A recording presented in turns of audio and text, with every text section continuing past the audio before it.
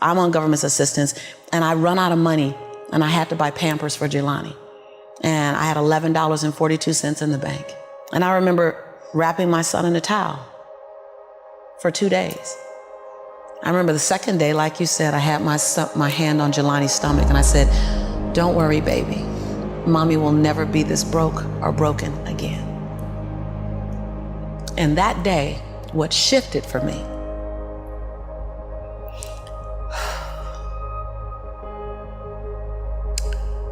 was I was willing, and I don't know if this is gonna sound crazy, I was willing to completely die to any form of me that I had been, so that I can birth the woman that I was becoming. The reason why a lot of people won't become who they want is because they're too attached to who they've been. And you hear it all the time when people say, "I've always been this way." Okay, well, if that's working for you, keep doing that. I knew it wasn't working for me any longer. I had hit my version of rock bottom. So I was willing to let go of everything and everybody. See, another reason why people won't get there is because the doorway is for you to fit through. You trying to carry everybody else through because you're trying to be Rescue 911. And you got to rescue you first. I am much more valuable to my family and to my community because I was willing to let them go through the door myself, teach myself, learn myself, condition myself, and then come back and get them. I'm much more valuable to them now. But I had to go through a window time of 10 years of judgment. You leaving us, hanging out with white people all the time. You going to these crazy countries. We don't know what I had to be willing to allow my conviction to make me inconvenienced. See, we want to grow, but we want to stay liked by everybody. I was willing to be my own rescue at the risk of your approval. But most of us aren't like that. Facebook is an example. We want to be liked. Well, I woke up and I like myself today, so your like is extra. My job is to like me first. I was willing to say every day, "Lisa, you like you? Lisa, are you proud of you? Lisa, are you playing full out?" Every day before I checked in with anybody else. I was willing to inconvenience my entire life. My entire life. I was willing to disrupt my entire life to buy my future, to buy my possibility, to give my dream a chance. See, we're not supposed to tuck our dreams in on the pillow when we get up in the morning. We're not supposed to leave them at home. We can go and fulfill somebody else's dream. We're not supposed to do that. That's not what we're wired to do. That's not who we are. Your human spirit doesn't care about the economy. The human spirit doesn't care that my son's father went to prison. The human spirit doesn't care what's happened to your family. The human spirit doesn't care about the past. You may have been molested, or your family may have been broke, or you may have been betrayed, or you may have a divorce. Your human spirit doesn't care about any of that. Your human spirit simply says, "What's our command for tomorrow? What do you want to create?" It's not keeping score. Your brain is keeping score because your brain is designed to keep you safe. Your soul, your intuition, your human spirit is designed to make you soar. When you get to the edge, your brain will always tell you to step back. It's always going to tell you to step back. Because you can fall, always. It's gonna tell you to step back. Because before you fell, the last time you did this, you saw someone else fail. You could hurt, you could be off work. It's gonna tell you, it's designed to keep you safe. So you have to be willing to play between your brain and your soul. And on some days, you gotta just listen to your soul. And you gotta say, "I'm gonna leap, I'm gonna get to the edge." Most people are at the edge, and you're standing at the edge, and you're watching everyone else fly. That's Pimp My Ride, Watch My Crib, all this stuff. You know, watching people's lives on Facebook. You're at the edge, watching someone else live, wondering what it's gonna be like when you jump without ever jumping. And I'm just here to tell you, jump. Because only 3 things can happen. You're either gonna jump and fly, or you're gonna jump and fall on something soft, or you're gonna fall down hard. Either way, you're gonna get back up. You already know you got what it takes to get back up. Your greatest fear is not that you will fall. Your greatest fear is that you will live a full life and never fly. That you never leaped. You're not afraid of dying. You're afraid of dying before the world sees who you really are. before they really get your fingerprint, before they really feel your breath, before they really get your contribution, before they really feel you. That's what you don't want to happen. You don't want to leave this place without us knowing you were here. All I'm doing is giving my dream a chance. And I'm not extraordinary. You don't get off the hook. You don't get to be let off the hook. I'm an ordinary woman who chooses every day to make one more extraordinary decision.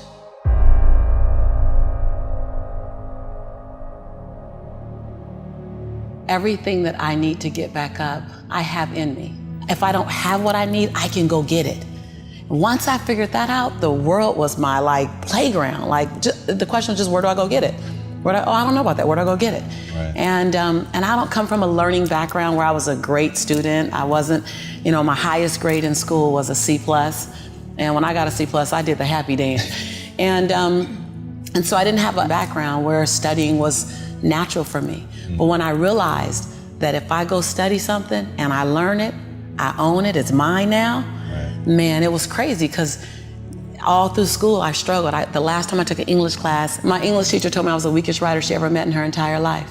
Lovely. Yeah, lovely. And the same year I took a speech class, and my speech teacher, he said, quote unquote, Ms. Nichols, I recommend you never speak in public, that you get a desk job. Wow.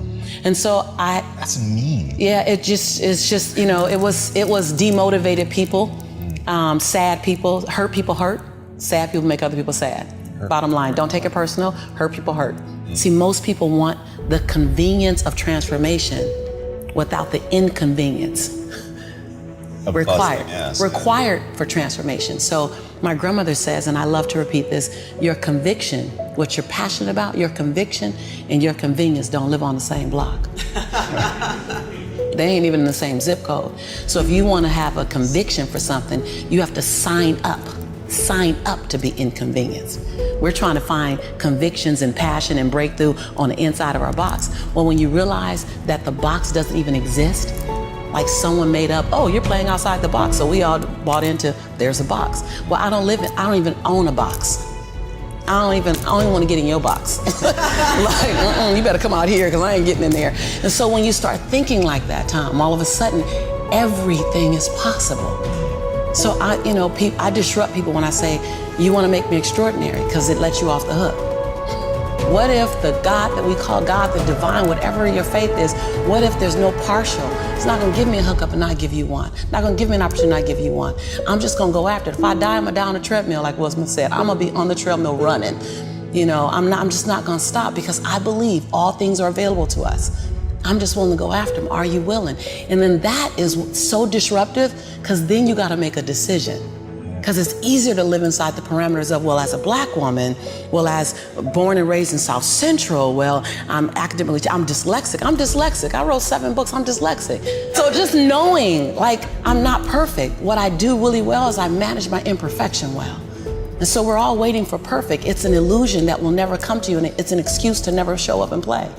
Your story is not meant to be your fortress. Your story is meant to be your fuel. Any story. The beauty of me being one of the top 1% earners in America is that I was on government's assistance. Right. That's the beauty.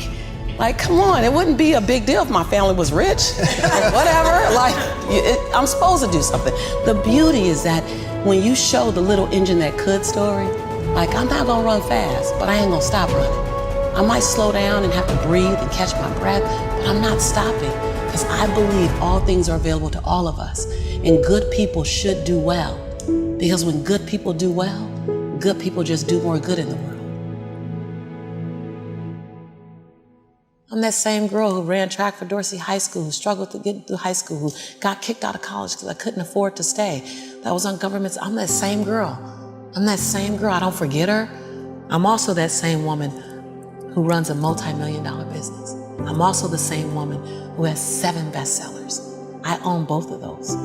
I own all of it. I don't shrink to my greatness, and I don't live in my saga and my sorrow. If you can own your brilliance while owning your imperfections, if you can own your giant while owning your smallness, if you can live in duality, constant duality, the freedom will be earth-shaking if you can live in that. See, either you don't want to be as great as you really are, and you're trying to dim your light so that others won't feel insecure about themselves in your presence. And so you keep playing at 79 watts when you know you're supposed to shine at 159 watts. And you keep checking the temperature of the room to see what the room can handle versus just giving the room you and letting them, if your light's too bright, then let them put on some shades. Can you give yourself permission to live in the duality of your imperfections and your smallness and what you're learning and what you still have to learn and your greatness and your brilliance and your light? Can you allow them to coexist and then serve them up to the world? To love you, to see you, to inhale you, to judge you, to leave you, to love you. Some of us are just as afraid of being loved as we are to be left. If you go where you've never gone, do what you've never done, and say what you've never said, you'll become the woman and the man you've always known yourself to be.